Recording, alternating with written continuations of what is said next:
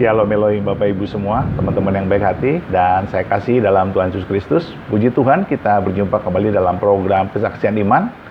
Saya berdoa, saya berharap Bapak Ibu semua sehat ya, bahagia dan dalam perlindungan Tuhan yang sempurna. Serta apapun juga yang Bapak Ibu kerjakan, Bapak Ibu lakukan, itu diberkati Tuhan berlimpah-limpah. Puji Tuhan, hari ini kita berjumpa dengan Ibu Riani Kristi yang akan bersaksi bagaimana beliau dijamah Tuhan, bagaimana beliau mengalami Tuhan. Itu bermula dari ketika beliau pada tahun 2000, Tuhan menjamah beliau dengan suatu penglihatan yang luar biasa. Beliau melihat Yesus disalibkan. Beliau melihat bagaimana Tuhan mengalami suatu penyalipan yang sangat menyedihkan, mengharukan, dan menggetarkan iman beliau. Dan dari situlah beliau mengalami Kristus. Disitulah Tuhan datang, dan ketika Tuhan datang, Tuhan mengusap kepalanya sampai 3 kali dengan tangan Tuhan yang berlubang paku. Luar biasa sekali, saudara. Sungguh sangat menggetarkan jiwa kita dan iman kita dibangkitkan. Baiklah Bapak Ibu semua, mari kita saksikan bagaimana ceritanya. Tuhan memberkati. Bersama saya Riani Kristi, Murtadin pilihan Yesus Kristus. Saya asli orang Makassar. Saya lahir besar di Makassar. Saya lahir dari keluarga yang tidak percaya dan tidak mengenal Yesus Kristus. Tapi karena kasih dan kemurahan Tuhan, 15 tahun saya berdoa, pemulihan terjadi di tengah-tengah keluarga saya. Keluarga saya membuka hati dalam kehidupan kami dan mereka menerima kami sebagai keluarganya. Haleluya. Kalau bukan Tuhan tidak ada. Kalau bukan Tuhan tidak mungkin. Bagi Tuhan tidak ada perkara yang mustahil. Bagi Tuhan semuanya mungkin. Apa yang tidak mungkin bagi saya, itu mungkin bagi Tuhan. Hari ini jika saudara datang kepada Yesus Kristus, hari ini jika saudara datang kepada Yesus Kristus, memuji, menyembah dan memuliakan Dia, Bapak Ibu Saudara kekasih, maka berkat kasih dan kemurahan, kasih setia Tuhan, bahkan anugerah keselamatan dianugerahkan kepada saya dan saudara cuma-cuma. Haleluya. Hari ini adalah waktunya kita terus mengabarkan firman Tuhan, menjadi saksi Kristus. Dan bukan cuma itu saja, kita harus menjadi pelaku firman Tuhan, agar melalui kehidupan saya dan saudara banyak jiwa yang percaya kepada Yesus Kristus, banyak jiwa yang datang memuliakan Yesus Kristus. Karena waktu Tuhan adalah waktu yang terbaik bagi setiap saya dan saudara. Puji nama Tuhan, hari ini saya bersama Riani Kristi akan terus mengabarkan kabar sukacita bagi setiap jiwa. Saya tidak akan pernah berhenti untuk bersaksi, untuk menceritakan kebaikan Tuhan kepada semua orang, agar semakin banyak jiwa yang percaya kepada Yesus Kristus. Banyak jiwa yang mengalami pergumulan, dan bukan cuma itu saja. Banyak mereka yang meninggalkan Tuhan karena mereka hidup di dalam kegelapan dunia ini. Nah, hari ini saya dan saudara adalah terang. Saya dan saudara adalah garam, di mana kita harus menjadi terang bagi setiap jiwa yang hidup di dalam kegelapan. Di akhir zaman ini, yang Tuhan inginkan dalam kehidupan saya dan saudara bukan hanya sebagai pendengar firman saja, tetapi kita harus menjadi pelaku firman Tuhan. Dan bukan saja hanya menjadi pelaku firman Tuhan, saya dan saudara harus mengabarkan firman Tuhan agar semakin banyak jiwa yang percaya kepada Yesus Kristus. Puji nama Tuhan. Kemarin hari Minggu saya habis melayani pekerjaan Tuhan. Saya bersaksi di satu gereja, di gereja yang lainnya, saudara kekasih, semua tidak terlepas karena kasih anugerah Tuhan. Dan Tuhan mengizinkan saya terus untuk bersaksi, untuk memuji nama Tuhan, untuk menceritakan kebaikan Tuhan kepada semua jiwa, agar semua jiwa percaya mengenal Yesus Kristus Tuhan dan Juru Selamat kita. Kita menyembah Tuhan yang hidup, kita menyembah Tuhan yang berkuasa, kita menyembah Tuhan yang menjadikan langit dan bumi beserta segala isinya. Firman Tuhan di dalam kitab Yohanes 15 ayat 16. Demikian, bukan kamu yang memilih aku, tetapi akulah yang memilih kamu. Bukan saya, tetapi Tuhan yang telah memilih saya, supaya saya pergi menghasilkan buah dan buahku itu tetap. supaya apa yang saya minta di dalam nama Yesus akan diberikannya kepada saya. Buah saya dan saudara harus tetap, sehingga apa yang saudara minta di dalam nama Yesus akan diberikan kepada saya dan saudara. Kenapa buah kita harus tetap? Supaya buah itu membawa jiwa-jiwa datang kepada Tuhan. Bapak, Ibu, saudara kekasih, jangan ragukan kuasa Tuhan dalam hidupmu. Seperti Tuhan telah menyelamatkan saya. Siapa yang pernah berpikir, bahkan bukan cuma saudara, saya pun tidak pernah berpikir kalau saya boleh menjadi umat milik Tuhan Yesus Kristus. Saya tidak pernah berpikir kalau saya boleh menjadi umat kesayangan Tuhan Yesus Kristus. Bahkan saya tidak pernah berpikir kalau ternyata Tuhan Yesus Kristus adalah Allah yang hidup, Allah yang berkuasa. Ternyata Dia Tuhan yang menciptakan langit dan bumi beserta segala isinya. Tuhan datang hadir dalam kehidupan saya. Di tahun 2000, Yesus hadir dalam kehidupan saya. Dia hadir dalam kehidupan saya. Dia menyatakan dirinya sebagaimana waktu Dia disalibkan di Bukit Golgota, yaitu di Kalvari. Dia begitulah hadir dalam kehidupan saya, Bapak Ibu Saudara kekasih. Saya rindu sekali.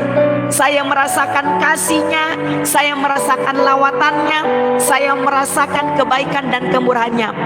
Sampai firman Tuhan digenapi dalam hidup saya. Jadilah saksiku dari Yerusalem, Yudea sampai ke Samaria. Dan sampai hari ini saya akan terus menjadi saksi Kristus. Saya tidak malu, Bapak Ibu Saudara kekasih, jika ada yang mengundang saya. Walaupun gerejanya tidak banyak jemaat, walaupun hanya 7 orang, walaupun hanya 5 orang, saya tetap menceritakan kebaikan Tuhan. Apalagi di sosial media ini saya terlebih lagi menceritakan kebaikan Yesus Kristus. Yesus Kristus telah menyelamatkan hidup saya. Yesus Kristus telah mengampuni segala dosa dan kesalahan saya. Dan bukan cuma itu saja, Yesus Kristus telah memilih saya dari seorang ibu, seorang ayah yang notabene-nya mereka adalah Muslim, yang taat dan setia melakukan kewajibannya.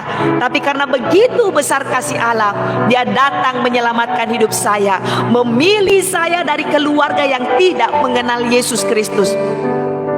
Ada konsekuensi yang harus saya lalui saat saya memutuskan untuk memilih Yesus sebagai Tuhan dan Juru Selamat saya. Saya harus terusir dari keluarga, tidak diakui oleh keluarga. Dan bukan cuma itu saja, saya harus meninggalkan kampung halaman saya untuk menghasilkan buah yang tetap. Firman Tuhan, bukan kamu yang memilih aku, tetapi akulah yang memilih kamu. Pergilah untuk menghasilkan buah tetap, agar buah yang saya hasilkan itu tetap, sehingga apa yang saya minta di dalam nama Yesus Kristus akan diberikan kepada saya. Dan bukti kuasa Tuhan, keluarga saya dipulihkan, saya diselamatkan. Dan 15 tahun saya berdoa kepada Tuhan Yesus Kristus. Tuhan menjawab doa saya di tahun 2024. Seluruh keluarga besar Muslim yang ada di Makassar, keluarga saya, mereka menerima kedatangan saya. Mereka bersuka cita.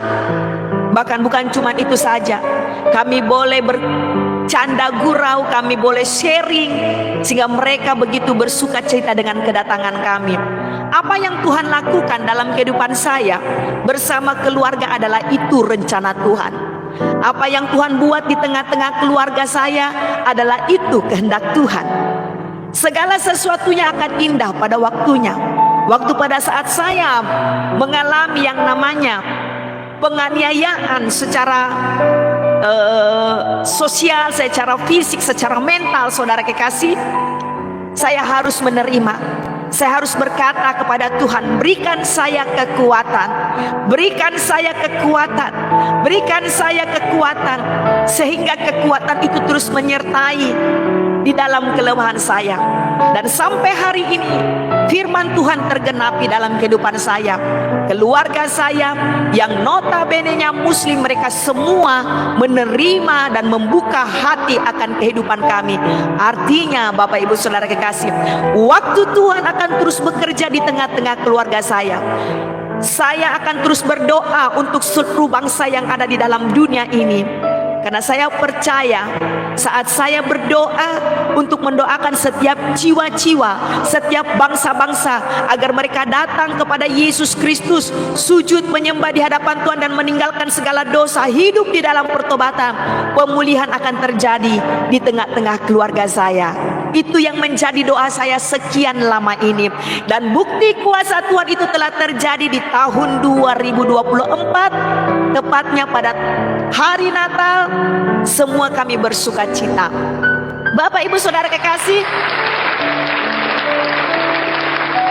saya akan memberikan firman Tuhan buat Bapak Ibu Saudara dan saya. Kita akan mendengarkan untuk ayat pembuka dalam ibadah persekutuan berdoa dan bermazmur pada sore hari ini di dalam kitab Mazmur 15 ayat pertama dan sampai kelima. Mazmur 15 ayat pertama dan sampai kelima dengan judul perikop, siapa yang boleh datang kepada Tuhan? Siapa yang boleh datang kepada Tuhan? Ayat pertama Mazmur Daud. Tuhan, siapa yang boleh menumpang dalam kemahmu? Siapa yang boleh diam di gunungmu yang kudus? Yaitu dia yang berlaku tidak bercela, yang melakukan apa yang adil, dan yang mengatakan kebenaran dengan segenap hatinya, yang tidak menyebarkan fitnah dengan lidahnya, dan tidak berbuat jahat terhadap temannya, dan yang tidak menimpakan celah kepada tetangganya. Di ayat yang keempat, yang memandang hina orang yang tersingkir, tetapi memuliakan orang yang takut akan Tuhan, yang berpegang pada sumpah walaupun rugi.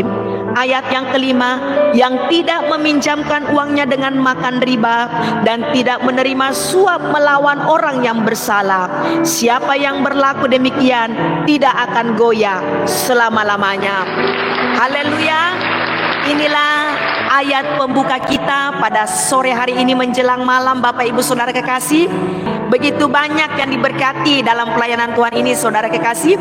Bukan saja hanya di Malaysia, tetapi mereka yang ada di Hong Kong, mereka yang ada di California, mereka yang ada di Korea, mereka yang ada di Taiwan. Dan bukan cuma itu saja, ada satu jemaat yang mereka saat ini begitu setia. Mereka ada di negara Arab, saudara kekasih. Mereka begitu setia mengikuti pelayanan Tuhan ini, sehingga mereka juga boleh diberkati. Satu ketika ada seorang anak Tuhan mendm saya, Bapak Ibu Saudara kekasih. Dia berkata, dia bilang, "Ibu, saya mendapatkan channel Ibu. Saya begitu diberkati melalui pelayanan dan kesaksian Ibu. Sehingga melalui pelayanan dan kesaksian Ibu memberitakan firman Tuhan, saya boleh merasakan hadirat Tuhan." Saya sampaikan kepada orang tersebut, "Saat ini saudara sedang ada di mana?" Dia bilang, "Saat ini saya sedang ada di Arab sebagai TKW." Dia seorang Kristen yang percaya kepada Yesus, tetapi dia tinggal di Arab sebagai seorang TKW, saudara kekasih. Dan melalui pelayanan Tuhan ini dia diberkati, saudara kekasih. Saya bilang, kalau saudara diberkati itu karena pekerjaan Roh Kudus, karena Tuhan mengasihi saudara, bukan karena saya. Saya hanyalah tangan Tuhan, saya hanyalah alat Tuhan untuk menyampaikan kabar berita bagi setiap jiwa, agar setiap jiwa boleh mengalami kasih anugerah Tuhan. Dan bukan cuma itu saja, di Sabah, Malaysia begitu banyak jiwa-jiwa di Sabah, Malaysia, mereka diberkati. Ada salah satu anak Tuhan mencat saya secara pribadi. Dia berkata, "Ibu, apakah benar Ibu seorang Muslim?" Saya bilang, "Iya, Muslim yang telah percaya kepada Yesus Kristus sebagai Tuhan dan Juru Selamat saya." Dia berkata, "Ibu, terima kasih. Saya diberkati Ibu dalam pelayanan Ibu. Saya tidak nyangka kalau saya bisa bertemu dengan seorang Muslim yang percaya kepada Yesus. Sehingga keluarga mereka yang ada di Malaysia, mereka juga boleh terberkati karena pelayanan Tuhan ini." Bapak Ibu Saudara kekasih, kalau saudara diberkati di dalam pelayanan Tuhan ini, semua tidak terlepas karena kebaikan kasih Tuhan yang mengasihi saya dan saudara. Ingat, saya hanya alat Tuhan, saya hanya alat Tuhan. Tetapi Roh Kuduslah yang memberkati saudara. Kuasa Allah yang mengalir dalam setiap firman yang saudara dan saya dengarkan. Dan bukan cuma itu saja, dalam setiap pujian dan penyembahan yang kita naikkan, di situ ada hadirat Tuhan. Karena waktu pada saat kita menyembah dan memuji dan memuliakan Tuhan, nama Tuhan ditinggikan, nama Tuhan dimuliakan, nama Tuhan bertahta dalam pujian dan penyembahan kita. Haleluya. Ada salah satu juga anak Tuhan, dia kerja di Hong Kong sebagai seorang TKW, saudara kekasih. Dia juga mengalami kasih anugerah Tuhan di dalam room ini. Dia juga berkata, ibu, saya tidak pernah menyangka kalau ada seorang muslim yang percaya kepada Yesus Kristus. Saya bilang, kalau saudara tidak pernah menyangka, hari ini saudara telah mendengar bagaimana Yesus Kristus telah menyelamatkan saya, bagaimana Yesus Kristus telah memulihkan hidup saya, bagaimana Yesus Kristus telah mengampuni segala dosa dan kesalahan saya. Dan hari ini saya telah menjadi saksi Kristus dari Yerusalem, Yudea sampai ke Samaria. Samaria sudah sampai keluar kota, sudah sampai ke luar negeri. Itu semua karena pekerjaan Roh Kudus, bukan karena kuat gagahnya saya. Tidak ada yang saya banggakan dalam hidup saya. Semua hormat dan kemuliaan hanya bagi nama Tuhan kita Yesus Kristus. Haleluya. Bapak Ibu Saudara kekasih, seperti sudah seringkali saya sampaikan kepada semua jiwa, bahkan di semua live konten saya, bahwa atribut keagamaan apapun tidak dapat menyelamatkan saya dan saudara. Ya, identitas saya dan saudara adalah bagaimana kita menerima anugerah keselamatan. Itulah identitas saya dan saudara. Identitas kita bukan jilbab, bukan atribut. No, atribut keagamaan tidak dapat menyelamatkan saya dan saudara. Agama apapun tidak dapat menyelamatkan saudara. Agama hanya penuntun kepada keselamatan, tetapi keselamatan sesungguhnya hanya datang kepada Tuhan Yesus Kristus. Bagi saudara yang membuka hati, terus tetap setia kepada Tuhan Yesus Kristus. Bagi saudara yang belum percaya, jangan keraskan hatimu, karena firman Allah akan terus bekerja dalam hidup saudara. Firman Tuhan tidak akan pernah berlalu. Firman Tuhan tidak akan pernah berlalu dalam kehidupan setiap umat manusia yang ada di dalam dunia ini. Dan firman Tuhan itu akan terus bekerja kepada setiap jiwa, baik saya dan saudara yang sudah diselamatkan, terlebih bagi mereka yang belum diselamatkan. Bapak Ibu Saudara kasih, ingat, hari-hari semakin jahat. Waktu-waktu yang akan datang kita tidak pernah tahu apa yang akan terjadi. Kalau saya dengarkan ada begitu banyak orang mendapat suatu penglihatan, tetapi sesungguhnya kehendak Tuhanlah yang terjadi. Begitu banyak kita mendengarkan penglihatan-penglihatan dari semua orang. Mereka melihat A, mereka melihat B, mereka melihat C. Mereka melihat suatu penglihatan akan terjadi begini, tetapi kehendak Tuhanlah yang terjadi. Kita tidak boleh melampaui kekuasaan Tuhan. Tetapi pada saat kita mendapatkan suatu penglihatan, mari kita berdoa. Artinya begini saudara kekasih, kalau saya dan saudara mendapatkan suatu penglihatan akan apa yang terjadi dalam dunia ini, tugas saya dan saudara berdoa. Mendoakan semua bangsa, semua jiwa, semua umat yang ada di dalam dunia agar mereka dalam lindungan Tuhan, agar mereka meninggalkan dosa hingga hidup mereka di dalam pertobatan dan percaya kepada Yesus sebagai Tuhan dan Juru Selamat. Tetapi sesungguhnya kehendak Tuhanlah yang akan terjadi di dalam dunia ini. Kehendak Tuhanlah yang akan terjadi. Haleluya. Bapak Ibu Saudara kekasih, saya bersyukur kepada Tuhan karena Tuhan terus memberikan saya kekuatan, memberikan saya kemampuan, memberikan saya power spirit yang luar biasa saudara kekasih. Kalau bukan Roh Kudus yang memberikan saya kekuatan sampai hari ini, bagaimana bisa? Bagaimana bisa? Begitu banyak yang mengecam pelayanan saya, bukan cuma di luar tetapi di dalam pun. Tetapi saya bersyukur Tuhan yang memampukan saya untuk saya dapat tetap berdiri di dalam pekerjaan Tuhan ini. Kalau bukan karena kasih Tuhan, kalau bukan karena anugerah Tuhan, siapalah saya? Saya tidak akan pernah sanggup. Kalau saya melayani pekerjaan Tuhan dengan kekuatan saya akan rapuh, saya tidak akan sanggup. Tetapi saya terus minta hikmat daripada Roh Kudus, minta terus kekuatan daripada Roh Kudus, agar Roh Kudus terus menjamah, melawat saya dan memberikan saya kemampuan untuk boleh melakukan apa yang menjadi pekerjaan Tuhan. Bapak Ibu Saudara kekasih, saya akan menyampaikan, mengabarkan firman Tuhan mengenai sebentar ya. Haleluya. 1 Korintus 11 ayat 2 sampai dengan ayat yang ke-10. Kenapa saya harus menyampaikan ini? Supaya saudara juga memahami bahwa bukan cuma orang muslim yang pakai hijab, tetapi kami juga orang-orang yang percaya di dalam nama Yesus Kristus. Ini ada firman-Nya, saudara kekasih ya. Kalau saudara melihat saya pakai hijab atau saudara melihat saya pakai tudung, pertama saya adalah seorang murtadin. Ingat, saya adalah seorang murtadin. Saya orang muslim yang telah percaya kepada Yesus Kristus sebagai Tuhan dan Juru Selamat saya. Dan Tuhan pakai hidup saya untuk memberitakan firman Tuhan. Tuhan pakai hidup saya untuk menjadi saksi Kristus, bukan hanya di Yerusalem, tetapi Yudea sampai ke Samaria. Dan puji nama Tuhan, melalui pelayanan pekerjaan Tuhan di dalam sosial media ini, banyak jiwa yang melayani, banyak jiwa yang terberkati, banyak jiwa yang percaya kepada Yesus Kristus. Semakin banyak jiwa yang percaya, semakin banyak penghujatan. Haleluya.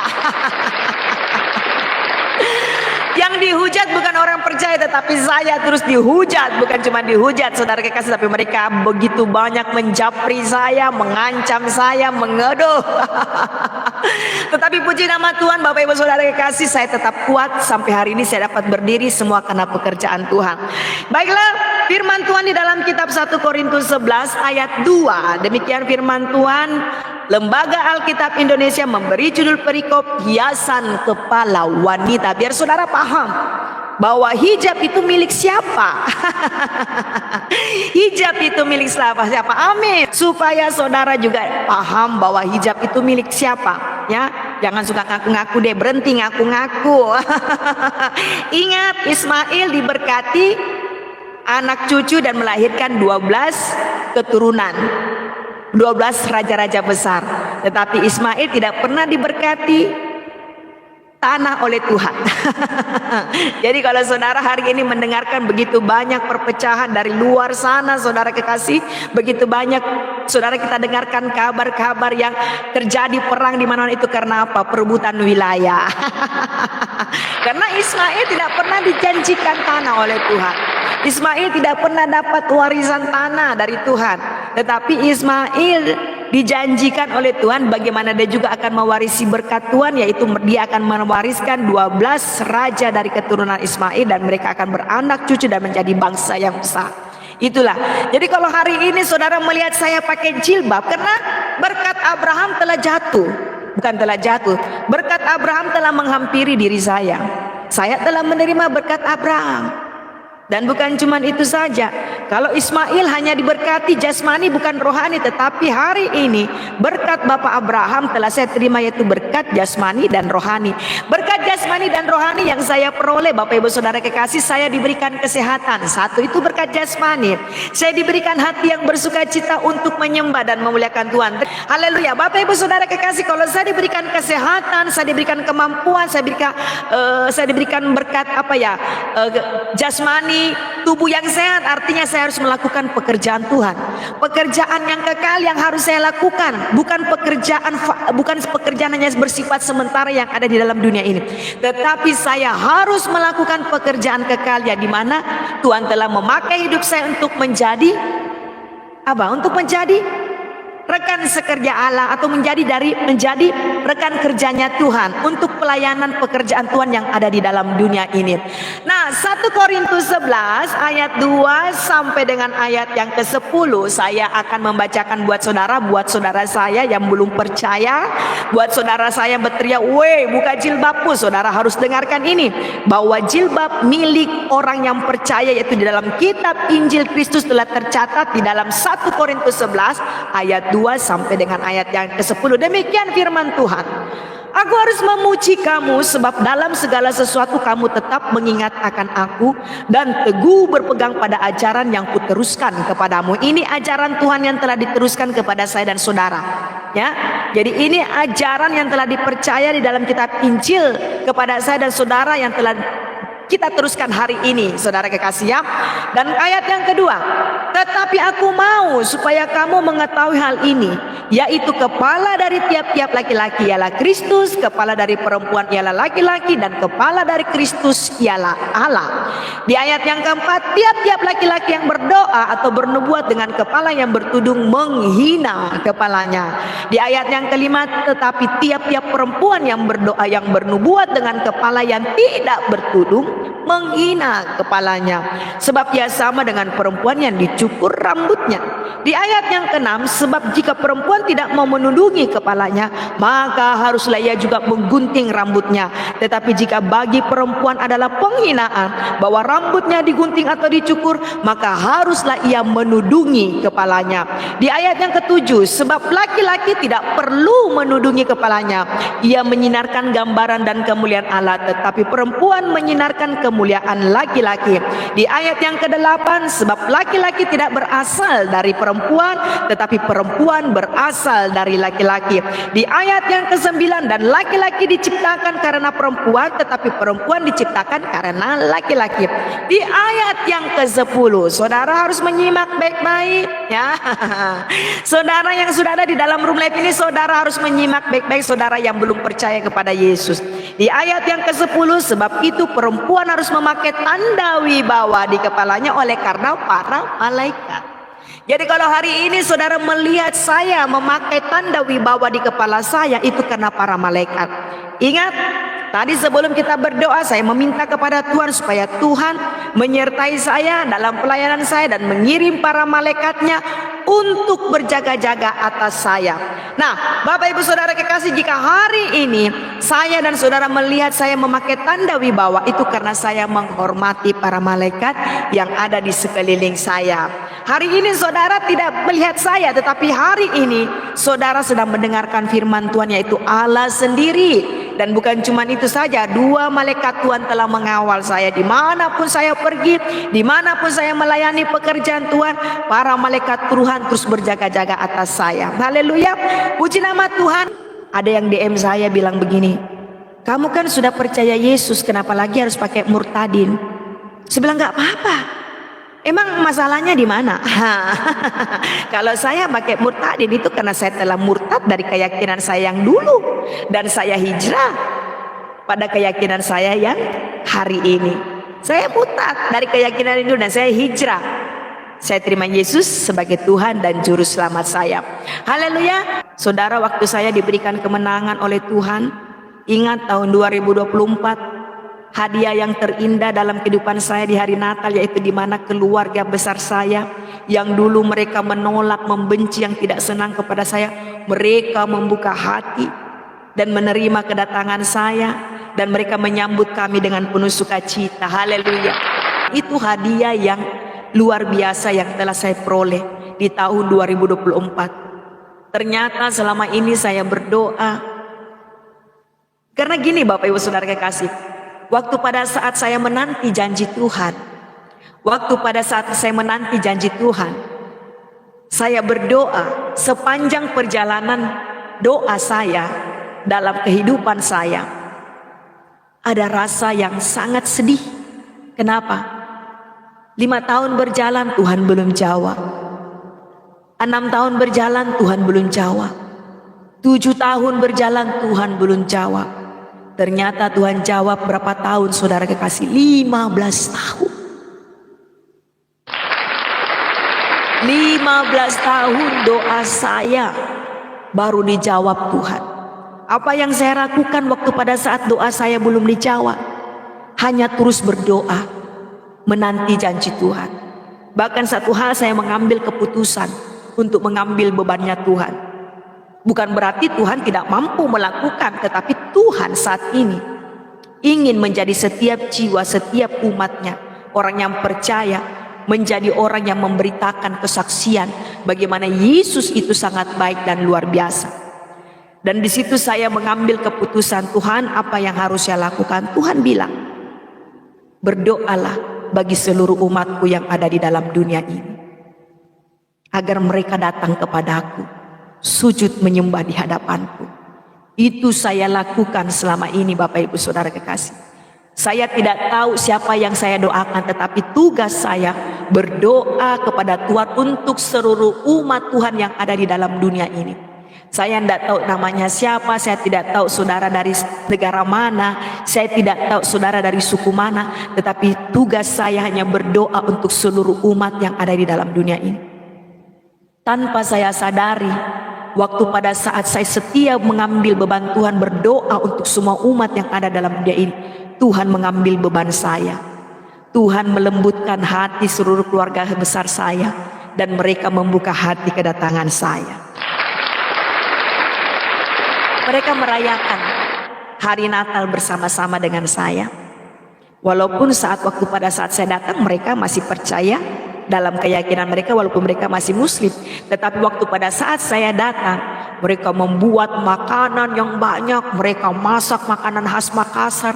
Dan bukan cuma itu saja, mereka juga beli kue untuk kedatangan kami. Artinya Bapak Ibu Saudara kekasih, mereka ikut merayakan Tuhan yang hadir dalam diri saya. Saudara kekasih, Makassar dilawat Tuhan loh. Makassar mayoritas seluruh umat yang ada di Makassar, mereka semua adalah umat yang muslim, umat yang percaya kepada Allah SWT. Tetapi Bapak Ibu Saudara kekasih, hari ini Tuhan sedang melawat Makassar. Bahkan ada salah satu anak Tuhan yang ada tinggal di Jeneponto. Jeneponto itu adalah kota yang sangat radikal, rasis saudara kekasih, tetapi hari itu dilawat Tuhan, sehingga ada orang yang percaya ada di sana. Dan dia mendm saya, saudara kekasih, dia bilang, Ibu Riani, kapan Ibu bisa ke Makassar untuk kita pelayanan di Jeneponto? Saya bilang, waktu Tuhan yang terbaik. Saya rindu, kalau bisa saya setiap hari, setiap waktu ada di sana, di sini melayani jiwa-jiwa. Tetapi semua atas kehendak Tuhan. Kalau bukan kehendak Tuhan, tidak mungkin saya pergi. Itu semua karena seizin Tuhan. Haleluya. Dan bersyukur kemarin ada juga salah satu anak Tuhan, kebetulan ada konten saya. Di konten saya dia berkomentar, dia mengatakan ternyata hari itu ibu yang bersaksi. Haleluya Bapak Ibu Saudara kekasih. Saya pernah bersaksi di gereja di mana saya dibaptis. Jadi beberapa tahun yang lalu, waktu pertama saya ditangkap Tuhan, waktu pertama saat Tuhan memilih saya untuk menjadi milik kepunyaannya, itu tempat saya dibaptis adalah di daerah kota Makassar, di Gunung Merapi, gereja GPDI Bethesda. Itulah gereja di tempat di mana saya lahir baru Bapak Ibu Saudara kekasih. Setelah saya lahir baru, saya terus mencari siapa itu Yesus, tetapi saya belum menemukan apa yang saya rindukan saudara kekasih. Nah, tahun 2000 Yesus hadir dalam diri saya. Tahun 2000 Yesus hadir dalam kehidupan saya. Dia datang secara pribadi, bertemu langsung bersama saya. Dia menyatakan dirinya bahwa ini loh aku datang sebagai Tuhan dan Juru Selamat. Dan saudara lihat bagaimana waktu Tuhan disalibkan di Bukit Golgota, begitulah keadaan dia menghampiri saya. Waktu pada saat saya bertemu dengan dia, saya bilang, Tuhan, cuman saya nggak minta banyak. Roh saya langsung taat, tunduk di kakinya dan berkata, Tuhan, ampuni saya, ampuni segala dosa seluruh keluarga saya, ampuni segala dosa setiap orang-orang yang membenci saya. Dan Tuhan berkata, iya anakku, aku mengampuni mereka. Bapak Ibu Saudara kekasih, ingat, anak-anak Tuhan punya kuasa. Saya punya kuasa, kuasa yang datang daripada Bapa saya di surga. Artinya waktu pada saat saya melepaskan pengampunan bagi orang yang membenci, yang tidak senang kepada saya, Tuhan akan mengampuni mereka. Ingat, anak-anak Tuhan punya kuasa untuk mengampuni. Waktu pada saat kita mengampuni orang yang membenci kita, orang yang menganiaya kita, orang yang memfitnah kita, Tuhan akan mengampuni mereka. Tetapi kalau saudara dan saya tidak mengampuni mereka, Tuhan pun tidak akan mengampuni mereka. Jadi penting saya dan saudara harus memiliki pengampunan, ya. Penting saya dan saudara harus memiliki pengampunan, karena waktu pada saat kita mengampuni setiap orang-orang yang membenci kita, mujizat terjadi, mereka juga mengalami pertolongan Tuhan, mereka juga dipulihkan sehingga mereka percaya kepada Yesus Kristus. Bapak Ibu Saudara kekasih, ini saya mengalami secara pribadi. Saya mengalami secara pribadi apa yang saya dulu dilakukan oleh orang tua saya, oleh keluarga saya. Saya tidak pernah membenci mereka. Saya tidak pernah menyimpan dendam kepada mereka, kepada seluruh keluarga besar suami saya tidak pernah membenci mereka. Saya tidak pernah mendendam kepada mereka. Tetapi saya bilang, Tuhan ajar saya untuk terus dapat mengasihi. Tuhan ajar saya untuk dapat terus mengampuni. Ajar saya Tuhan. Seiring dengan waktu berjalan, perubahan itu terus akan terjadi dalam kehidupan saya dan saudara saat kita mau merendahkan diri di hadapan Tuhan. Saudara mau terima kuasa datang daripada Allah, merendahkan diri. Kita harus rendah diri di hadapan Tuhan. Kita harus menyadari bahwa apa yang kita miliki, apa yang saudara alami hari ini, apa yang saudara lakukan hari ini, semua karena Yesus. Kalau bukan karena Yesus, saya dan saudara masih ada dalam lembah dosa. Kalau bukan karena Yesus Kristus, saya dan saudara adalah tawanan dosa. Banyak sampai hari ini orang tidak dapat keluar dari tawanan dosa. Mereka tertawan dalam dosa, tertawan dalam kebencian, tertawan dalam amarah, tertawan dalam rasa sakit hati, marah, dendam. Itu dosa. Dosa, saudara kekasih. Tuhan tidak mau saya dan saudara hidup dalam ikatan kebencian. Tuhan dan saya dan saudara, Tuhan tidak mau saya dan saudara terikat dalam hawa nafsu marah. Itu semua perbuatan daging. Ya, kalau dulu saya Muslim, saya tidak tahu itu perbuatan daging apa. Saya pikir dulu perbuatan daging makan daging, saudara kekasih. Atau makan coto, Makassar. Tetapi ternyata saudara kekasih, setelah saya menerima Yesus, saya belajar firman Tuhan, saya baru menyadari bahwa perbuatan daging di mana kita hidup dalam hawa nafsu, perbudakan dosa, itulah perbuatan daging. Haleluya. Ada yang suruh saya mengaji. Baiklah, kita akan mendengarkan firman Tuhan. Bapak Ibu Saudara kekasih, ya, hari ini saudara dan saya harus mengalami Tuhan. Yang rindu mengalami Tuhan, angkat tanganmu di hadapan Tuhan. Katakan, Tuhan, saya rindu mengalami Engkau. Hari ini lawatan besar-besaran terjadi, saudara kekasih, ya. Doa Bapa kami Arabik, saudara kekasih. Abana alladhi fis samawati. Bapa kami yang ada di surga. Lihat kadasismuka. Dikuduskanlah namamu. Lihat di malakutuka. Datanglah kerajaan. Hari ini Bapa kami yang di surga, dikuduskanlah namamu. Datanglah kerajaan. Melawat setiap jiwa yang ada di dalam room ini, menjamah setiap hati sampai ke ujung penjuru bumi, agar setiap jiwa, setiap mata, setiap hati memandang kemuliaan Tuhan. Haleluya. Kita berikan kemuliaan bagi Tuhan kita Yesus Kristus. Fi al-batkan al-kalimah wa kalimatkan in Allah wa kan al-kalimat Allah. Pada mulanya adalah firman. Firman itu bersama-sama dengan Allah. Dan firman itu adalah Allah. Yohanes 1 ayat 1. Pada mulanya adalah firman, dan firman itu bersama-sama dengan Allah. Dan hari ini saudara dan saya bersama-sama dengan Allah. Yang kita beritakan adalah firman Tuhan. Yang saudara dan saya dengar adalah firman Tuhan. Saya dan saudara bersama-sama dengan Allah. Hari ini Tuhan akan melawat semua jiwa. Tuhan akan melawat semua umat yang ada di dalam dunia ini. Sebab semua manusia yang ada di dalam dunia ini adalah ciptaannya. Dia yang menjadikan langit dan bumi beserta segala isinya. Dia yang menjadikan cakrawala. Dia yang memisahkan lautan dan daratan.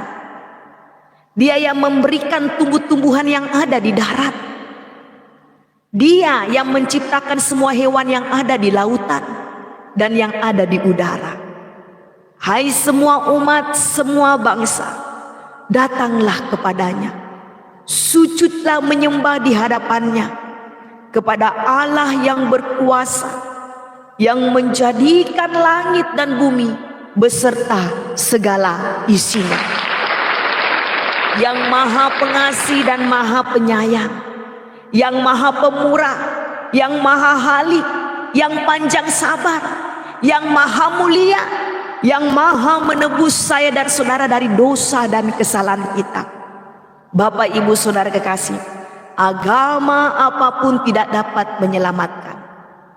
Agama hanyalah penuntun kepada keselamatan, tetapi keselamatan hanya datang kepada Tuhan. Saudara mau diselamatkan, datanglah kepada Tuhan. Saudara mau sembuh, datang kepada Yesus Kristus. Saudara mau masuk surga, datang kepada pemilik kunci kerajaan surga. Saudara mau kuat menghadapi penderitaan, persoalan, ujian, tantangan dalam hidup ini, datang kepada Yesus. Jalanlah bersama Yesus. Sebab waktu pada saat saya dan saudara bersama Yesus, kita dapat cakap menanggung segala penderitaan. Haleluya.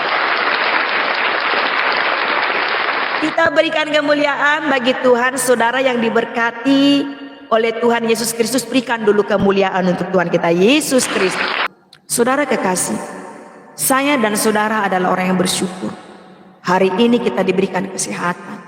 Hari ini kita diberikan kekuatan, nafas hidup yang gratis. Saudara kekasih, gratis nafas hidup saudara dan saya peroleh. Keselamatan saudara dan saya peroleh gratis. Semuanya yang Tuhan berikan bagi saya dan saudara gratis. Tetapi ingat, untuk upah menerima mahkota kemuliaan tidaklah gratis. Masuk surga saja nggak cukup saudara kekasih. Seperti kemarin sudah saya sampaikan sharing firman Tuhan beberapa hari yang lalu mengenai 7 mahkota kemuliaan Tuhan. Masuk surga saja tidak cukup. Jangan kita berpikir seperti ini, udahlah, yang penting gue gereja, yang penting gue memuji Tuhan. Masalah masuk surga tidak masuk surga urusan Tuhan. No. Setiap orang yang percaya harus punya iman. Saya saja dulu masih Islam, saya masih punya iman. Walaupun iman saya masih samar-samar saudara kekasih. Walaupun perjalanan untuk masuk ke dalam kerajaan surga itu masih samar-samar. Kalau surga Kristen dan surga agama lain berbeda. Tidak sama. Ya. Jadi masuk dalam surga saja itu bukanlah cukup, tetapi kita harus punya, kita kembali ke surga itu tidak dengan tangan kosong, tetapi kita harus membawa oleh-oleh buat Tuhan. Oleh-oleh selama perjalanan kita hidup di dalam dunia ini. Pekerjaan kekal yang saudara dan saya lakukan. Saya sendiri kemarin menyadari Bapak Ibu Saudara kekasih, waktu setelah saya menyampaikan renungan firman Tuhan beberapa hari yang lalu mengenai 7 mahkota kemuliaan. Setelah saya left dari room ini, Roh Kudus berbicara kepada saya. Saya bilang, iya Tuhan. Saya baru menyadari Bapak Ibu Saudara kekasih. Ternyata selama ini yang saya lakukan itu tertulis dalam firman Tuhan. Saya sampai ngeri loh. Karena ada yang namanya mahkota kemuliaan, ada yang namanya mahkota kehidupan, ada yang namanya mahkota sukacita, ada yang namanya mahkota kekekalan. Ternyata saya baru menyadari Bapak Ibu Saudara kekasih, bahwa di dalam hidup ini, di dalam kita lagi traveling nih di dunia ya. Jadi saudara dan saya lagi sedang traveling di dunia. Kita sedang berjalan-jalan berwisata di dunia. Sebentar lagi saya dan saudara akan kembali ke rumah Bapa di surga. Siapa yang mau cepat-cepat pulang? Yang mau cepat-cepat pulang ke surga, mari angkat tanganmu di hadapan Tuhan. Kalau saudara mau cepat-cepat pulang ke rumah Bapa di surga, saudara harus bawa oleh-oleh untuk Tuhan. Bukan berarti Tuhan kita tidak kaya. Tuhan itu kaya. Tuhan itu yang mempunyai segala yang ada di dalam dunia ini. Ingat, Dia raja di atas segala raja. Dia pemerintahan di atas segala pemerintahan, baik yang di dunia maupun yang di surga. Artinya semuanya Dia miliki. Tapi hari ini Tuhan menuntut setiap umat manusia untuk melakukan pekerjaan Tuhan. Tuhan sedang menuntut saya dan saudara, seluruh umat manusia yang percaya kepada Yesus. Tuhan sedang menuntut supaya suatu hari nanti saya dan saudara kembali ke rumah Bapa di surga. Kita membawa oleh-oleh, kita membawa jiwa-jiwa. Kita bawa jiwa-jiwa datang kepada Tuhan. Bu, saya nggak bisa, Bu, saya nggak bisa membawa jiwa-jiwa. Caranya bagaimana? Jangan rebut, nggak usah kita rebut, ya. Nggak usah kita rebut jiwa orang. Jiwa orang itu milik Tuhan. Semua jiwa yang ada di dalam dunia ini miliknya Tuhan. Tuhan sanggup mengubah setiap jiwa. Tanpa saya dan saudara, Tuhan sanggup. Tetapi ingat, saudara dan saya harus berdoa. Berdoa untuk memenangkan banyak jiwa yang ada di dalam dunia ini, supaya mereka datang kepada Tuhan, menyembah Allah yang hidup, menyembah Allah yang maha melihat, maha mengetahui, maha mendengar, dan Tuhan yang tidak pernah tidur. Agar mereka sadar bahwa apa yang mereka lakukan selama ini di dalam dunia adalah kesesatan. Banyak orang yang gak sadar hidup dalam kesesatan. Saya pun juga pernah gak sadar hidup dalam kesesatan. Saya pun pernah gak sadar hidup dalam kesesatan. Banyak orang yang mengira jalannya itu lurus, ternyata di ujung jalan itu adalah mau. Nah, saya juga pernah terjebak dalam lembah kekelaman. Siapa bilang semua manusia yang ada di dalam dunia ini adalah semua manusia berdosa? Tidak ada yang tidak berdosa. Siapa bilang di sini tidak berdosa? Kalau ada yang mengatakan di dalam dirinya tidak ada dosa, dia sedang menipu Tuhan dalam dirinya. Sebab Yesus Kristus datang ke dalam dunia ini untuk menyelamatkan semua umatnya dari dosa. Tapi kalau saudara dan saya hari ini mengatakan bahwa kita adalah umat yang berdosa, saudara dan saya sedang memuliakan Tuhan dalam kehidupan saya dan saudara. Karena ingat, Tuhan datang ke dalam dunia ini untuk menyelamatkan semua umat dari dosa. Dosa yang saudara dan saya peroleh dari mana? Dari Adam dan Hawa. Seperti kemarin sudah saya bahas, bahwa Adam itu bukan nabi.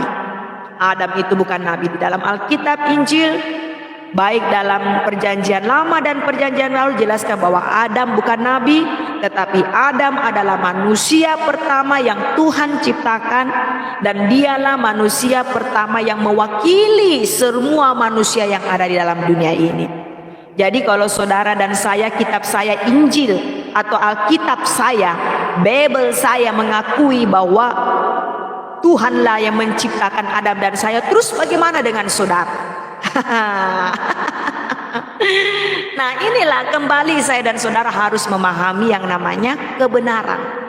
Kita harus hidup dalam kebenaran. Kita harus mengetahui yang namanya kebenaran. Saat kebenaran itu menjadi milik saya dan saudara, kita tidak akan tersesat. Kita tidak akan disesatkan oleh pengajaran-pengajaran sesat yang ada di dalam dunia ini. Tetapi kalau saudara dan saya tidak mengenal kebenaran, gampang sekali kita tersesat. Saya juga pernah tersesat. Siapa bilang saya tidak pernah tersesat?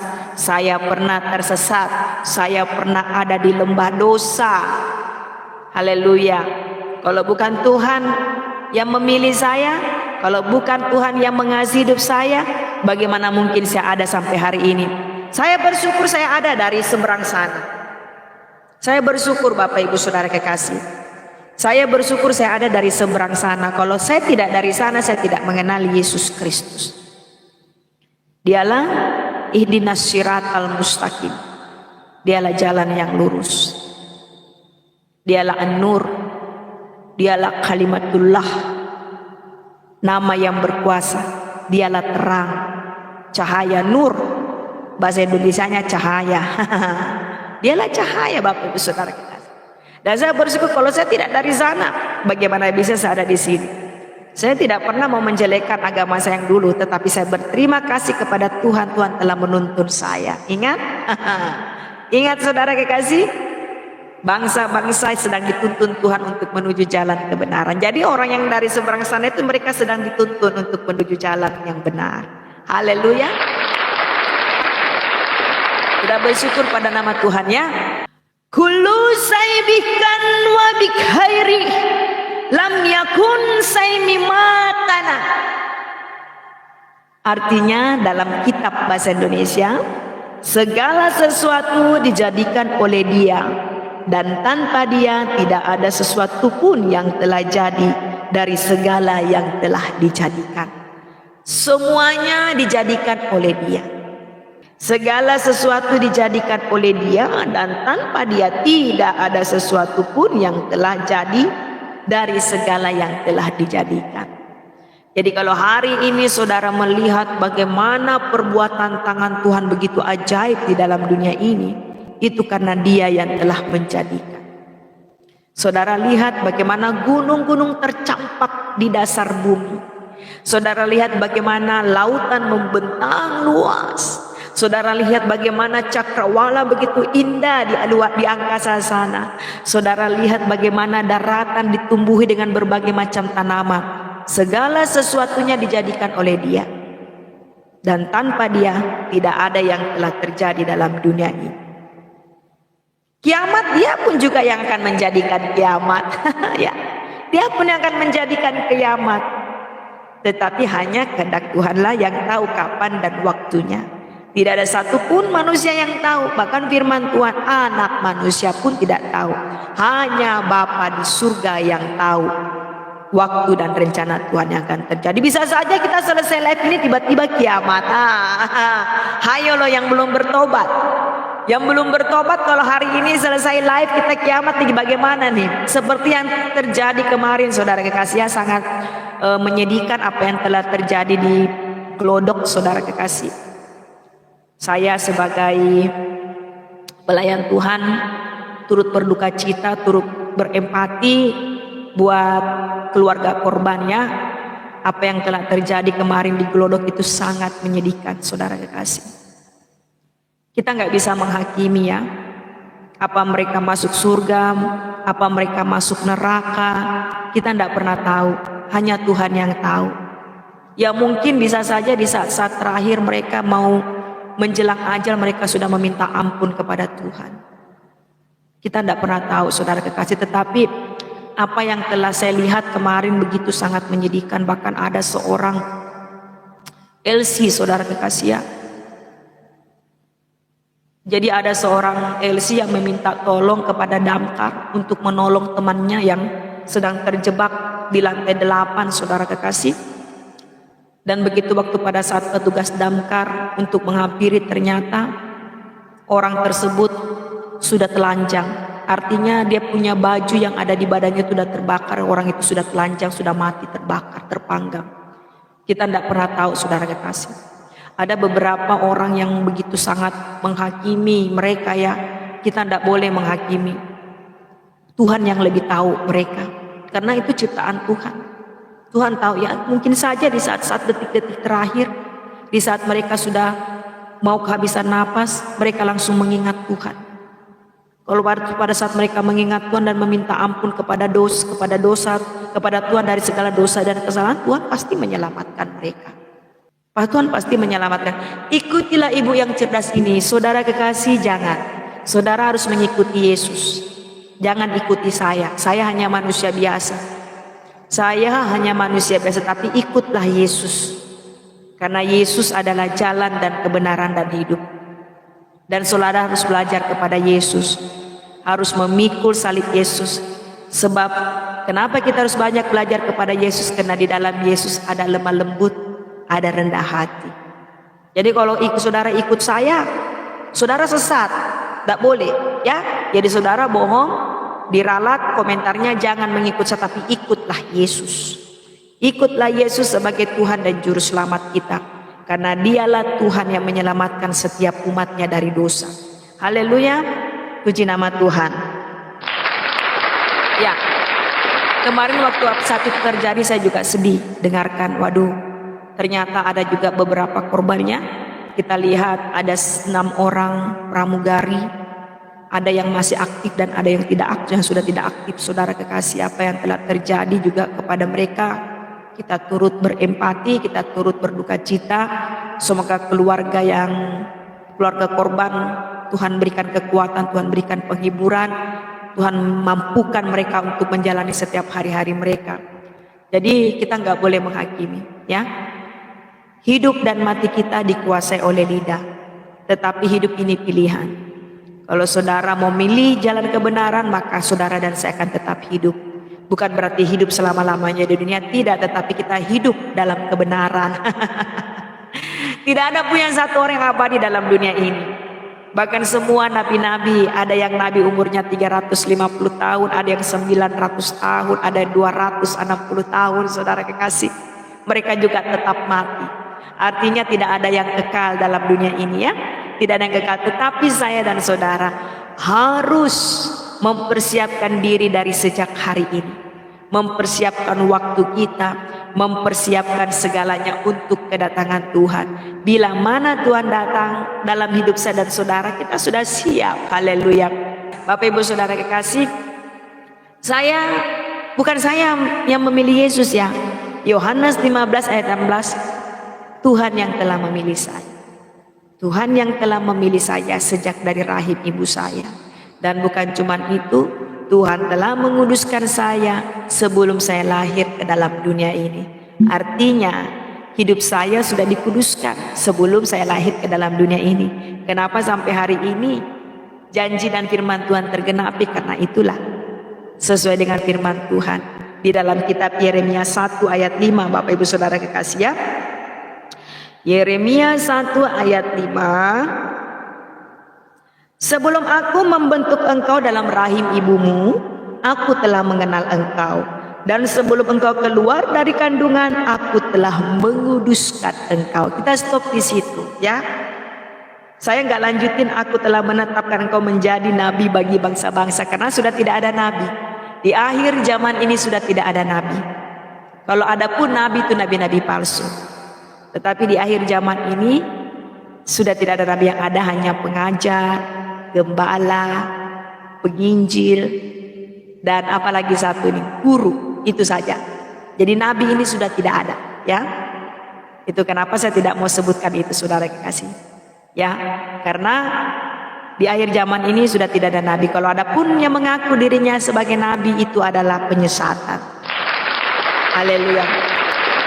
Yeremia 1 ayat 5, firman Tuhan, sebelum aku membentuk engkau dalam rahim ibumu, aku telah mengenal engkau, dan sebelum engkau keluar dalam kandungan, aku telah menguduskan engkau.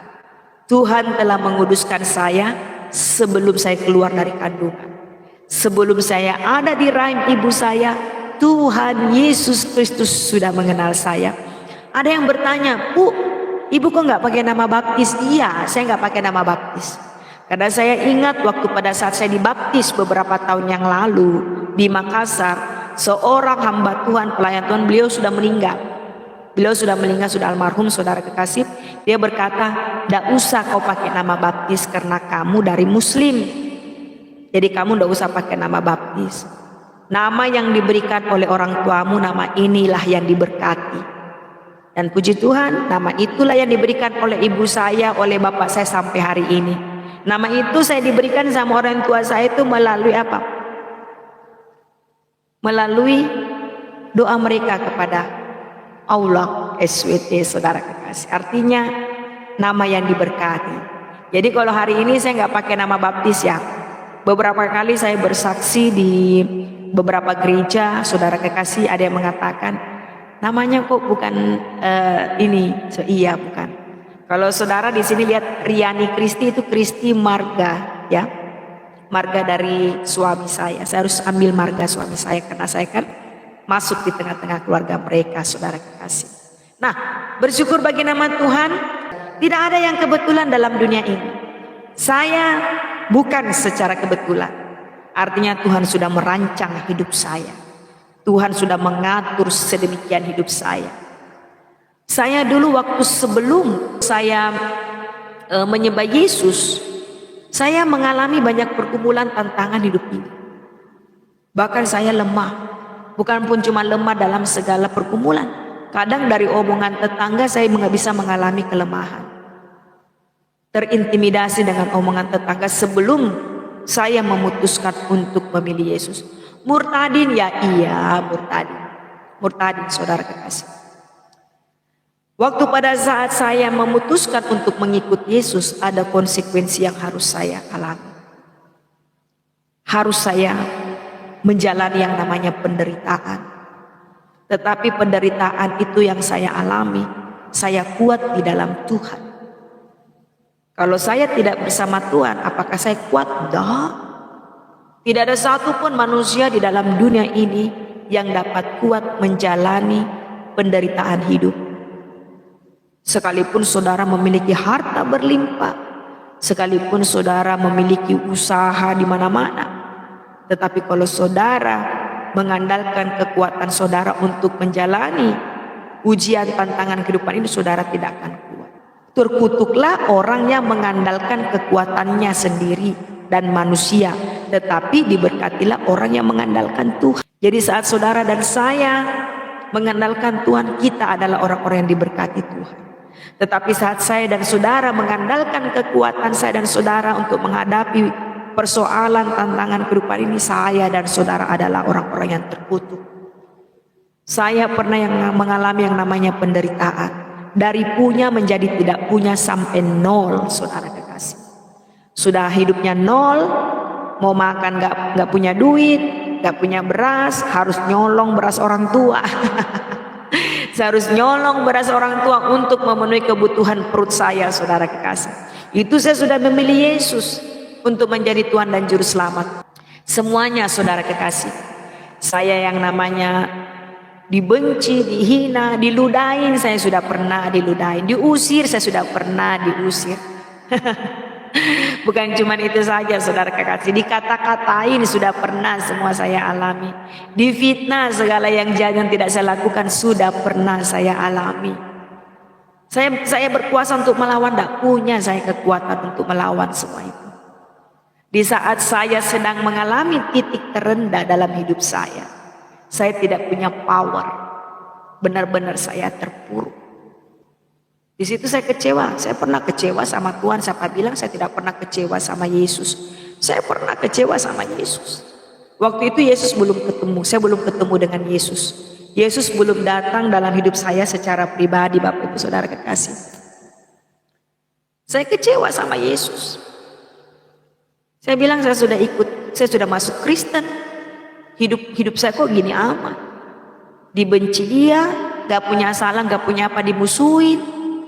Saya gak ngapa-ngapain, dituduh yang enggak. Saya dihianati sama orang-orang yang saya sayangi, sama orang yang saya kasihi. Bukan saja penganiayaan secara fisik, tapi mental, saudara kekasih. Fisik mental saya dianiaya. Saya gini banget ikut Yesus.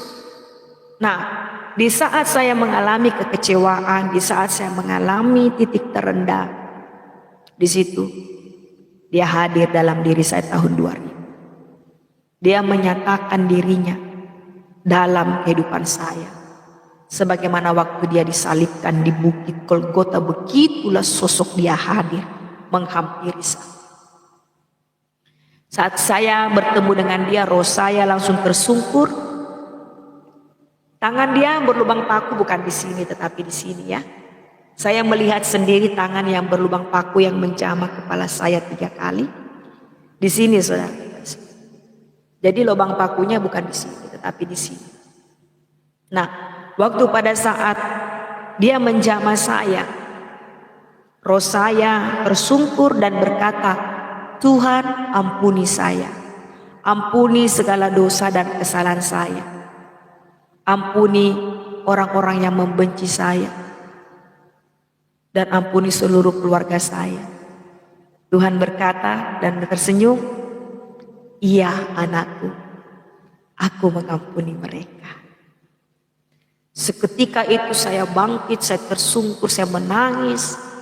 Saya bilang, Tuhan, saya rindu ingin mengenal Engkau lebih dekat. Disitulah saya mencari mutiara itu. Saya mencari terus. Saya dari satu gereja ke gereja yang lain. Semua gereja saya masukin karena gak ada yang bimbing saya. Tidak ada satupun yang bisa membimbing saya dalam kerohanian saya kepada Yesus Kristus.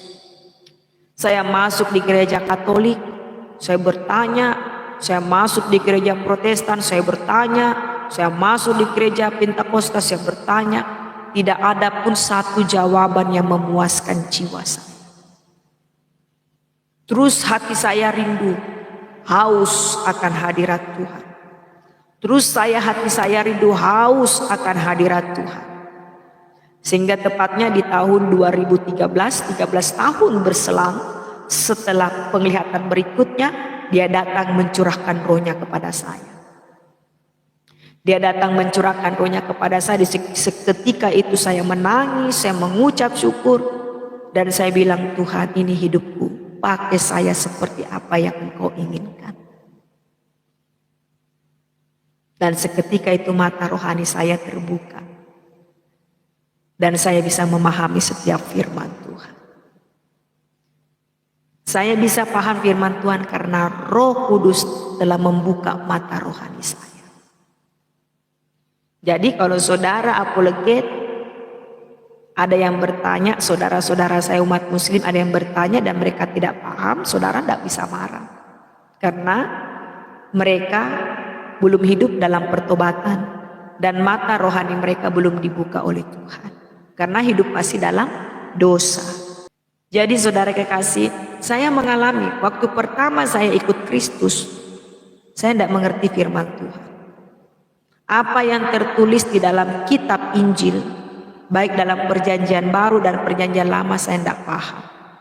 Saya tidak mengerti begitu banyak gereja yang saya masuki, mereka menyampaikan kebenaran firman Tuhan, jiwa saya belum bisa menerima.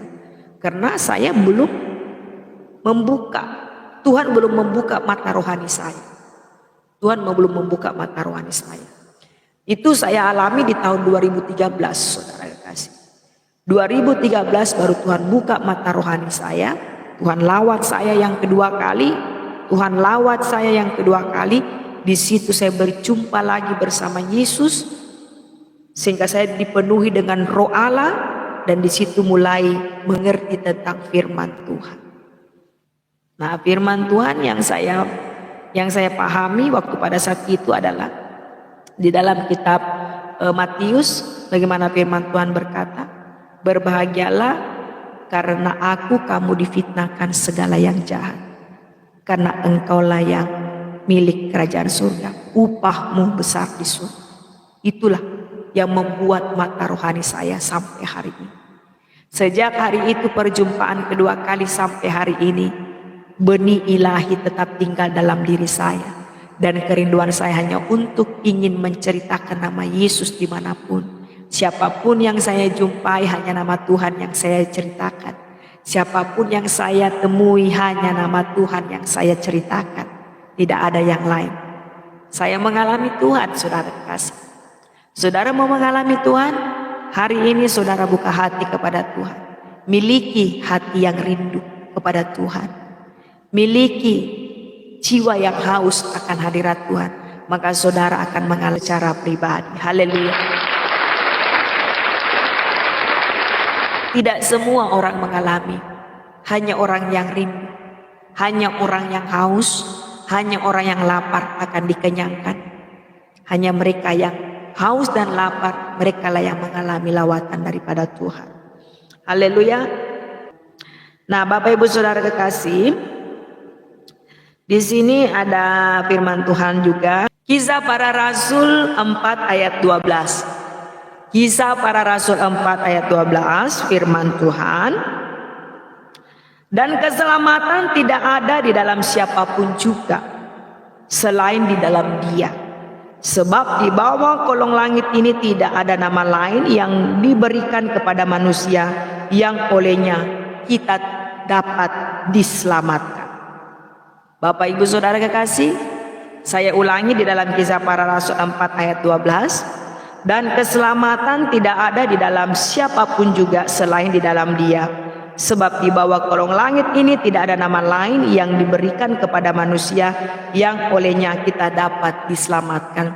Tidak ada nama lain yang diberikan kepada manusia yang olehnya kita dapat diselamatkan. Hanya di dalam nama Yesus. Hanya ada satu keselamatan di bawah kolong langit ini.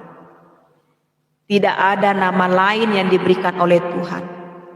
Baik rasul-rasul di zaman perjanjian lama maupun di zaman perjanjian baru, yang mereka beritakan adalah Dia, Tuhan Sang Juru Selamat. Jadi kalau ada yang mengatakan bahwa ada nama siapa tuh? Nama Abdul, nama Abdul dapat menyelamatkan, jangan percaya. Hanya nama Yesus. Tidak ada nama lain yang diberikan oleh manusia. Hanya di dalam nama Yesuslah keselamatan. Bapak Ibu Saudara kasih. Saya teringat dengan nama Abdul. Bapak saya sudah almarhum, ya. Dia meninggal beberapa bulan yang lalu. Jadi bapak saya itu haji. Dia salah satu kepala dusun yang ada di daerah Sulawesi Tenggara, yaitu Kendari. Bapak saya kepala dusun di sana, ya. Nah, bapak saya itu namanya Abdul Hamid Sobirin. Bapak saya itu namanya Abdul Hamid, Haji Abdul Hamid Sobirin, itu nama bapak saya. Jadi waktu pada saat 40 hari setelah kematiannya, istri dan anak-anaknya, semua anaknya kumpul dari istri pertama, kedua, ketiga, kecuali saya 2 orang yang tidak ada pada waktu itu. Dan istri ketiganya merayakan hari ke-40 kepergiannya. Jadi di dalam buku Yasinan itu, saudara kekasih, buku Yasinan, tertulislah nama anak-anak, menantu dan cucunya. Nah, waktu pada saat ketika keluarga, istri ketiga bapak saya meminta nama saya bilang sama mereka, saya kasih nama anak, suami, cucu dan menantu saya, tetapi satu syarat, jangan hilangkan marganya. Jangan hilangkan marganya, karena marga ini adalah nama keluarga. Saya begitu. Jadi kalau ada Kristen jangan hilangkan, saya bilang. Karena itu dari saya. Mulai dari suami sampai anak-anak saya pakai nama Christian, ya, Christian. Nah, sampailah ceritanya. Akhirnya mereka buat buku Yasinan untuk 40 hari. Nah, di dalam buku Yasinan itu ada tertera semua nama anak, cucu dan menantunya, baik cicitnya, saudara kekasih. Nah, di situ salah satunya berbeda dengan nama yang lain, kecuali nama saya yang memakai Christian. Akhirnya orang-orang yang membaca Yasinan itu mereka bertanya, ini anaknya ya, kok nama anaknya ada Christiannya? Jangan-jangan ada anaknya yang Kristen. Artinya Bapak Ibu Saudara kekasih, nama Tuhan sudah diberitakan di sana. Kebenaran Allah sudah sampai kepada mereka. Yang tidak percaya nanti mereka akan menjadi percaya. Bahkan bukan cuma itu saja. Hari ini sudah banyak orang yang tidak percaya, meninggalkan dari segala dosa, hidup bertobat, hidup dipulihkan karena Yesus Kristus. Di dalam Yesus, ya dan amin. Di dalam Yesus Kristus, rencana Tuhan dalam hidup saya dan saudara adalah rancangan damai sejahtera, bukan rancangan kecelakaan. Apa yang menjadi persoalan saudara hari ini? Banyak. Saya punya masalah, saya punya persoalan. Jangan bilang Riani Kristi gak punya persoalan. Siapa bilang? Saya juga mengalami pergumulan, Bapak Ibu Saudara kekasih. Saya mengalami pergumulan. Bukan berarti saya ikut Yesus demi uang. Bukan berarti saya ikut Yesus demi Indomie. Wow, itu di mata Tuhan Indomie, beras, sembako itu kecil. Tidak ada apa-apanya di mata Tuhan. Keselamatan kita tidak bisa dijamin dengan sembako. Keselamatan kita tidak bisa dijamin oleh sembako. Tetapi keselamatan hidup kita hanya dapat dijamin kepada Tuhan yang punya segalanya yang ada di dalam dunia ini. Saya ikut Yesus sampai hari ini, saya masih mengalami ujian, pergumulan persoalan dalam hidup saya. Bukan berarti saya ikut Yesus saya senang-senang, enggak. Kesenangan itu tidak akan membuat saya dan saudara bisa merasakan kuasa Tuhan. Bukan berarti kita mau menderita terus, tidak.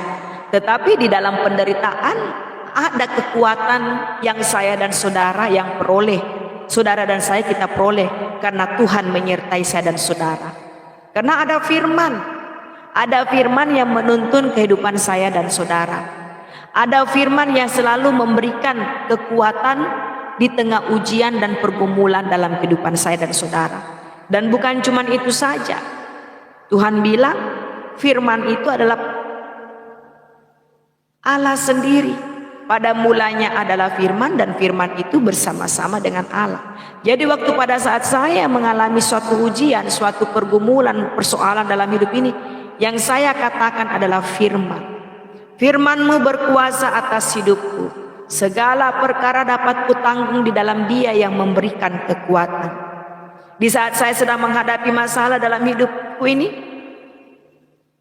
dari manakah datang pertolonganku? Pertolonganku datang daripada Dia yang menjadikan langit dan bumi. Nah, saudara-saudara, di sini juga harus perkatakan firman Tuhan. Harus ucapkan firman Tuhan. Kita lawan setiap ujian masalah dengan firman Tuhan.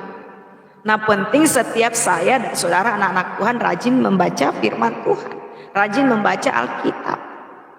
Karena waktu pada saat saya dan saudara baca Alkitab setiap hari, setiap waktu, ada kekuatan, ada supranatural atau ada holy, ada spirit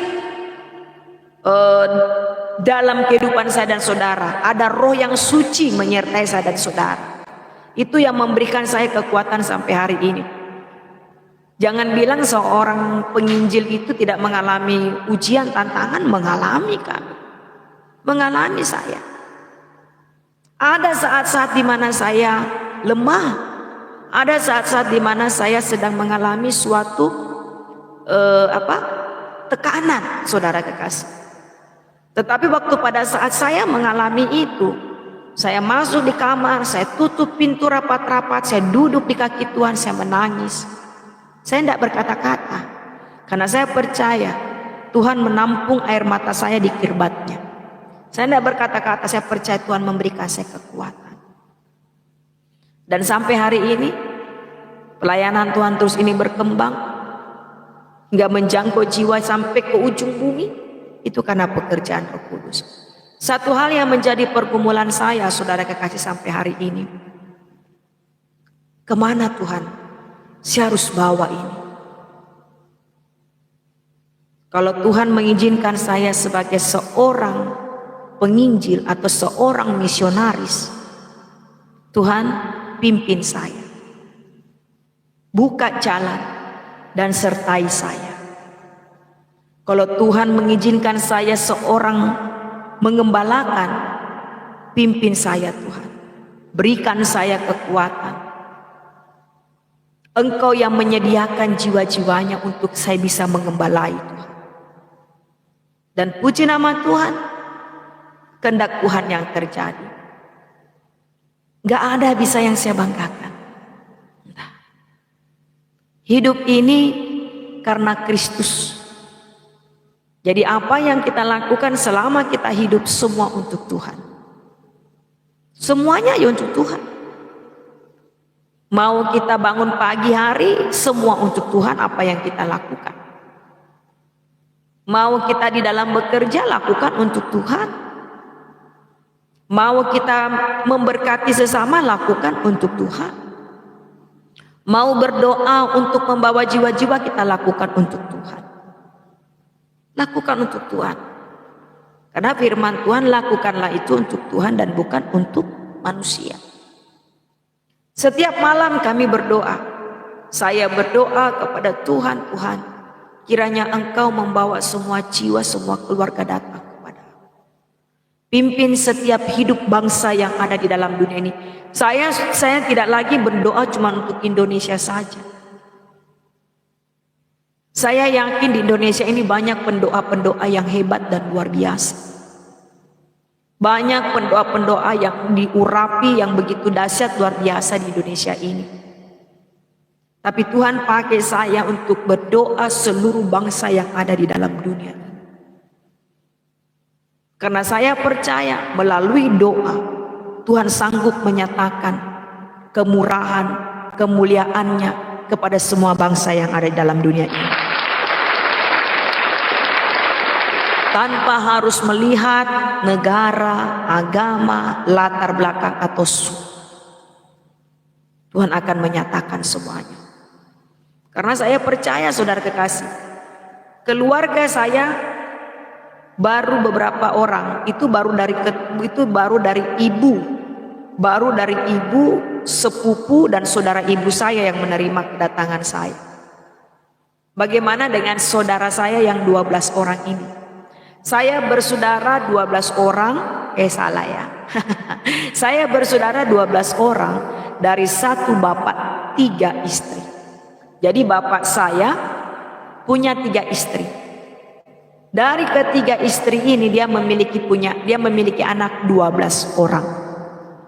Dari semua anaknya itu saya adalah orang yang tersulung. Saya orang yang pertama dipilih Yesus.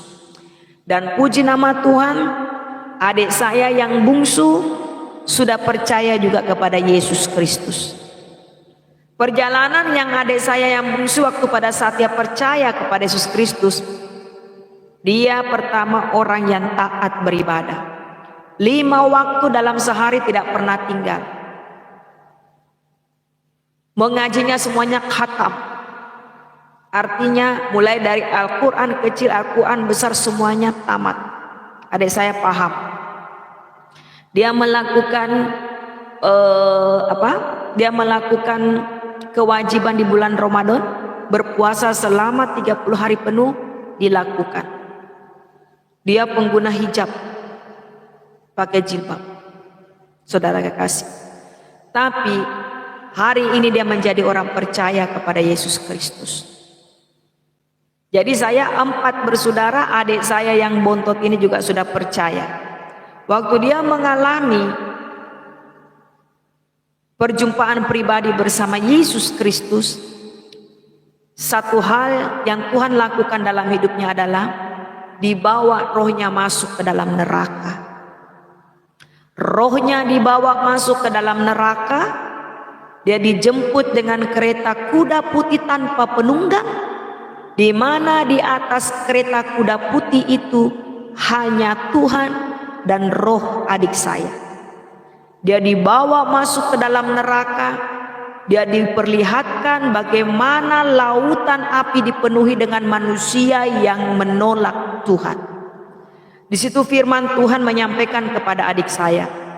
Dia bilang, kalau kamu menolak aku, kamu sama seperti mereka.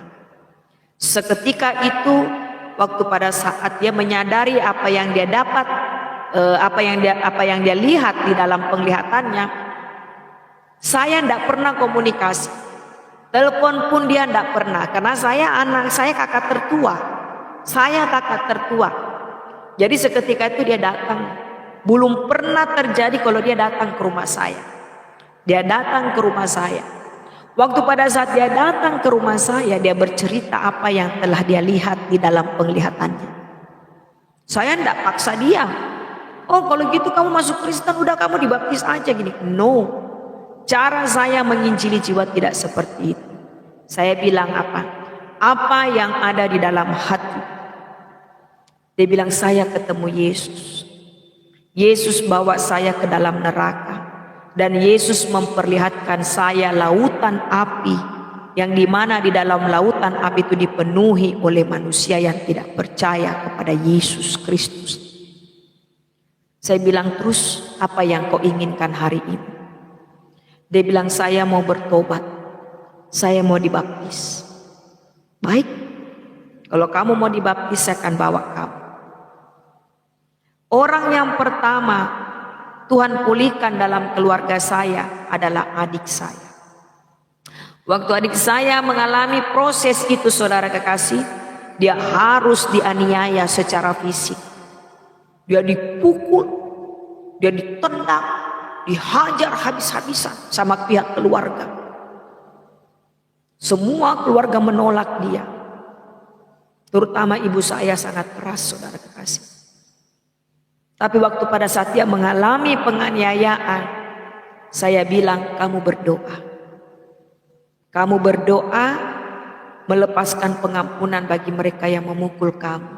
Bukan kamu yang dipukul, saya bilang. Tetapi Yesus Kristus yang ada di dalam diri kamu, itulah yang mereka pukul. Dan waktu pada saat adik saya sedang mengalami penganiayaan, di situ dia melihat bagaimana orang-orang yang memukul dia seperti orang-orang yang kerasukan roh jahat. Orang-orang yang memukul adik saya waktu pada saat memilih Yesus sebagai Tuhan dan Juru Selamat, di situ dia melihat bagaimana orang-orang tersebut seperti orang-orang yang kerasukan roh jahat. Saya bilang, iya, setelah kau pilih Yesus, engkau akan mengetahui yang mana orang yang berbuat jahat, yang mana orang yang hidup dalam kebenaran. Ada perbedaan, saudara kekasih. Akan terlihat sesungguhnya kalau kita hidup di dalam jalan kebenaran, yang mana orang yang hidup jalan kebenaran, yang mana orang yang tidak di jalan kebenaran. Itu akan terlihat sesungguhnya dari apa? Dari sikap, dari perkataan, dari buahnya. Itu yang dialami adik saya. Dan sampai hari ini adik saya tetap percaya kepada Yesus Kristus. Apa yang tidak mungkin, itu mungkin bagi Tuhan. Bukan saya yang memenangkan jiwa adik saya. Saya tidak pernah memenangkan jiwa siapapun. Karena saya tidak berkuasa atas jiwa manusia. Jadi kalau ada orang yang bilang saya memenangkan jiwanya, itu orang sombong. Itu orang sombong. Jadi kalau hari ini ada orang yang percaya kepada Yesus Kristus melalui pemberitaan kabar firman Tuhan, itu karena firman Tuhan yang melawat mereka, bukan karena saya atau siapapun. Pelayanan kita di hadapan Tuhan adalah bagaimana kita menunjukkan kasih kita kepada Yesus, karena Yesus sudah mengasihi saya dan saudara. Adik saya sudah menang karena pertolongan Tuhan. Saya menang karena pertolongan Tuhan. Banyak jiwa yang diberkati di dalam room ini, semua karena pertolongan Tuhan. Semua karena Tuhan yang bekerja melawat setiap jiwa. Tugas saya hanya sebagai pelayan. Karena saya sudah merasakan kasih Tuhan dalam diri saya. Apa yang bisa saya berikan kepada Bapa di surga selain untuk saya melayaninya? Nah, saudara yang sudah merasakan kasih anugerah Tuhan, layanilah Tuhan. Ceritakan kebaikan Tuhan kepada semua jiwa. Sekecil apapun yang engkau alami kebaikan Tuhan, ceritakan. Ceritakan, bersaksilah terus kepada semua jiwa sampai engkau lupa sendiri dengan masa lalu. Saya senang, saudara, kekasih pelayanan. Saya suka pergi pelayanan di mana-mana. Ya, kalau kemarin-kemarin saya punya tim murtadin, tapi sekarang tidak lagi. Tuhan pimpin saya ke tempat yang Tuhan inginkan. Di tempat di mana yang Tuhan inginkan saya melayani, Tuhan bawa saya di situ. Saya senang, kenapa?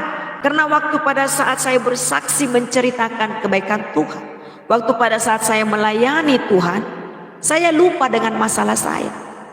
Saya lupa dengan apa yang telah saya hadapi hari ini. Itulah kenapa setiap orang-orang yang percaya yang sudah bertobat, Tuhan mau melayani, Tuhan mau setiap saya dan saudara harus melayani Tuhan. Supaya dengan pelayanan yang kita lakukan kepada Tuhan untuk memuliakan nama Tuhan. Tapi ingat, kalau kita melayani Tuhan, kalau kita menyaksikan kebaikan Tuhan, ceritakan kebaikan Tuhan. Jangan ceritakan kehebatanmu. Jangan ceritakan siapa engkau. Bagaimana kau diberkati, bagaimana kamu merasakan kasih anugerah Tuhan, bagaimana kemurahan Tuhan, itulah yang kau ceritakan. Jangan ceritakan sekali-kali kekuatanmu.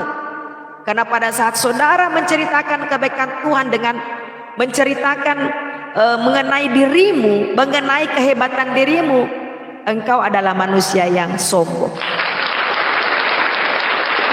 Tapi ceritakanlah kebaikan Tuhan. Jadi kalau kita menceritakan kesaksian Tuhan, itu Tuhan yang diceritakan. Bagaimana kita mengalami proses hidup, bagaimana kita keluar dari masalah satu masuk ke masalah yang baru, keluar lagi dari masalah itu masuk lagi ke masalah baru, atas penyertaan Tuhan, atas kekuatan Tuhan. Ceritakanlah Tuhan. Tuhannya saja yang diceritakan, nama Tuhan saja yang dimuliakan.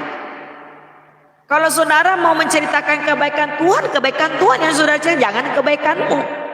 Kalau engkau sudah berbagi, sudah digerakkan hatimu untuk menolong sesama, untuk membantu sesama, ceritakanlah kebaikan Tuhan yang telah melawat hatimu, yang telah menggerakkan hatimu untuk membantu sesama.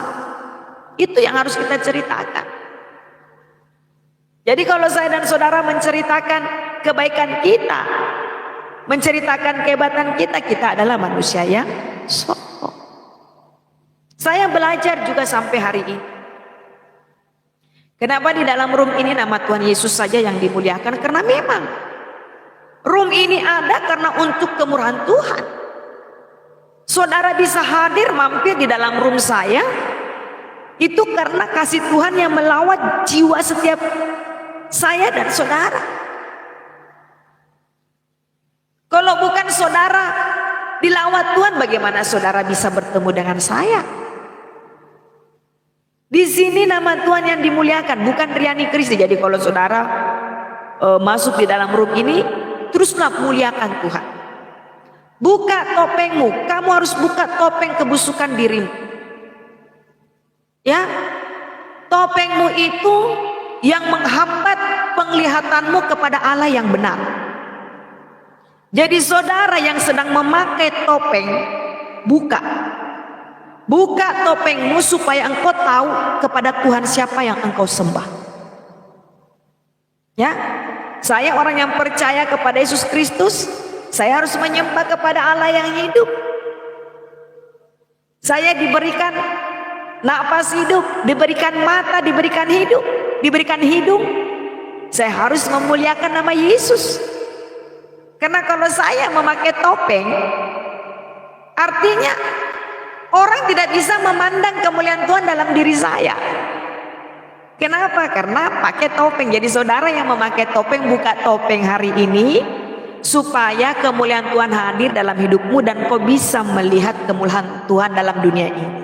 Haleluya. Banyak kemurahan Tuhan dalam dunia ini.